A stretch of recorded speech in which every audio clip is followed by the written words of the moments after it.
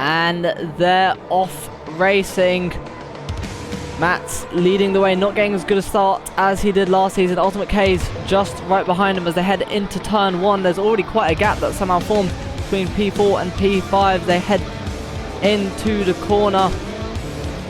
So far, always we do have a driver cutting through the chicane. I believe that might have been trouble. Down in 12th at the But he's got moment. such a better run through Parabolica. Side by side they go. And they touch Nismo.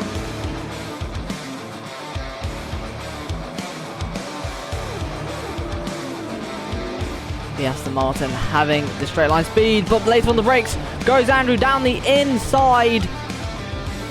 Oh, he sent it deep and they are a bit of gluing. That sent them both off the track. That's burned up into P3. Mammoth follows through.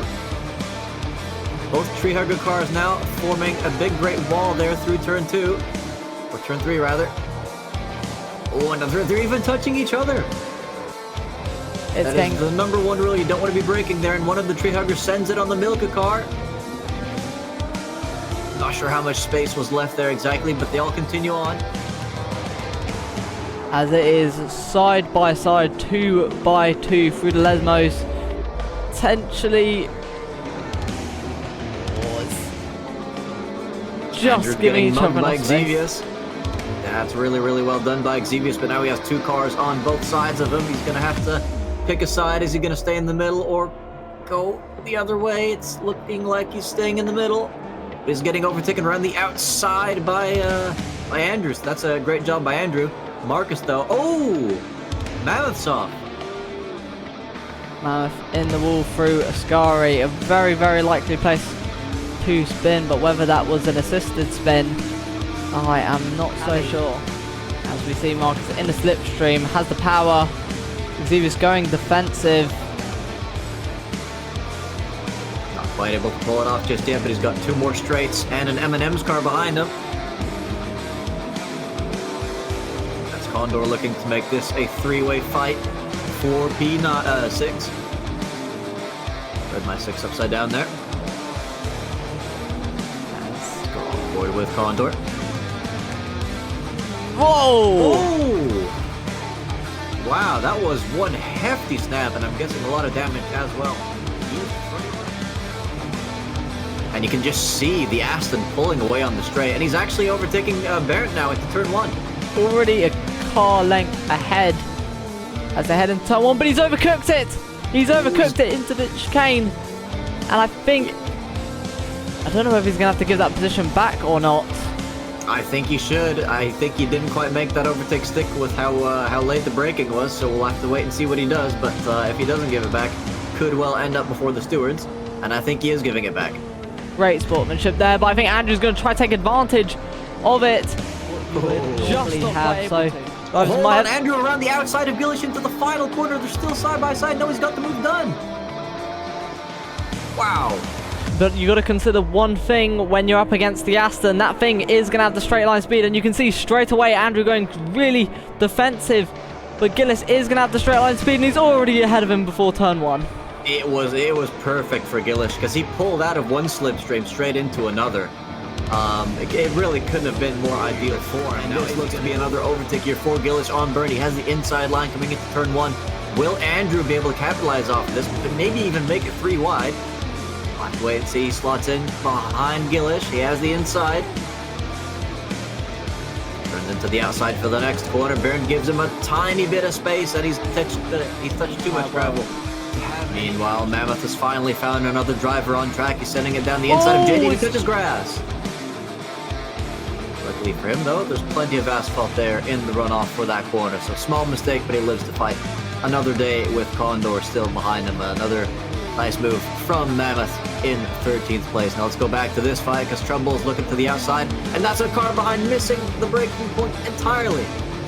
Oh, I think he might have just been, yeah, he's done a perfect 360 going through the runoff area. It is going to drop him quite far behind, but I think he's very lucky that that crash wasn't about 10 times bigger. Fennec, a really, really good exit now. That's definitely going to be an outside move into Ascari if he can make it on the brakes. Depends on the slipstream he gets as well. He's been cut off. He's switching to the inside. A lot of switching going on. He's back on the outside, really sending it on the brakes in the slipstream. Very dangerous move, but he looks like he's pulling it off. And he has. Round outside, a bit of contact there, but he's made a move through Ascari. And look who else is about to make a move as well. Mammoth has joined this fight. Looking to make it 3 wide into the grass. 3 wide they go. Very, very close between the drivers, and more maps have spun off into the outskirts of Parabolica. Ilish will be on the warpath. He's lost a lot of time. He has a lot of overtaking to do. I think pretty much everyone has done their first pit stops now, as he's already sending it down the inside of Ricky. Ricky trying to hold it. Side by side. Oh my god, I'm surprised no one ended up in the gravel there. Gillis making an amazing move on Ricky. Ricky leaving, I think, the perfect amount of racing room. That was extremely good driving from both of them. Wild man, you got me scared. And I think you had JD even more scared because he left the space open. Now is very vulnerable to Wild Mammoth and a dive going into turn 1. He's left the door open, but I don't know if Wild Mammoth can do it in the slipstream. Fennec coming from absolutely nowhere as well. He couldn't quite do it on the slipstream, but he's done it on the brakes. That's an overtake into P10 for Mammoth, and now we'll see if Fennec has enough traction to get JD, but it doesn't look like he does. I think Fennec, he had a very, very slim chance there, making it 3 wide into turn 1 and sending it up the inside of both of them, but that would have been a massive risk, which he wasn't willing to take. And now he is taking this chance of an overtake into the second chicane, but again, cannot send it on the brakes. The 2 in front, were they lagging? He's gone deep. It looked like they all went deep, so I'm not sure if that was lag on my part then, maybe. No, at least on my side, that was JD going deep and Fennec making the move up into P11. Well done, side by side once again for Trouble and Exus out of the second corner. Outside line for the Cadillac. Is he going to have the straight line speed to keep it down the inside for the next one? Oh, certainly is, but Exus tries to hold on. Not the first time we've seen that in this corner, and he actually makes it stick. Exus with a great defense leading into the first Lesmo for P13.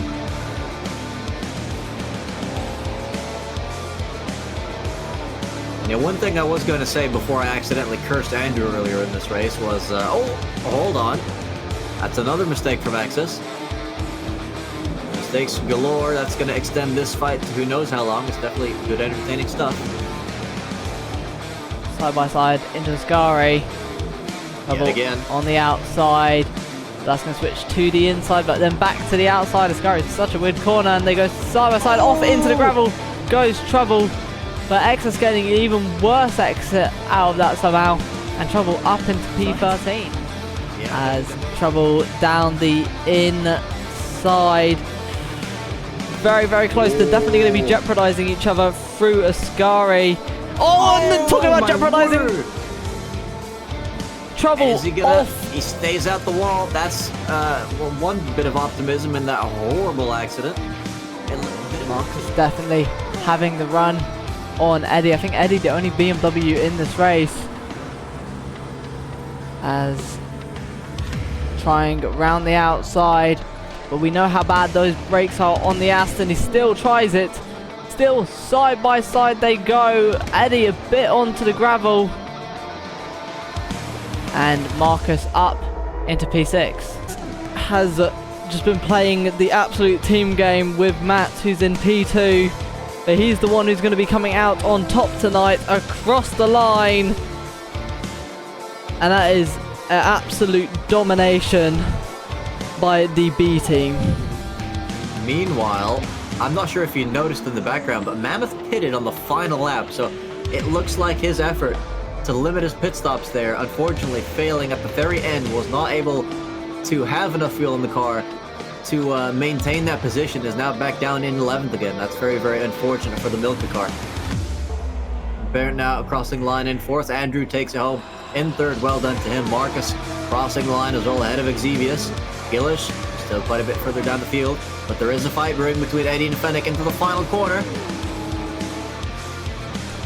Eddie has the inside line as they go side by side. Trying to hold it on the outside, and they're still side by side. Who's going to have the run to the line?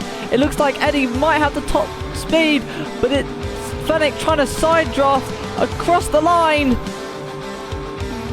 And Fennec, I think Fennec's taken him.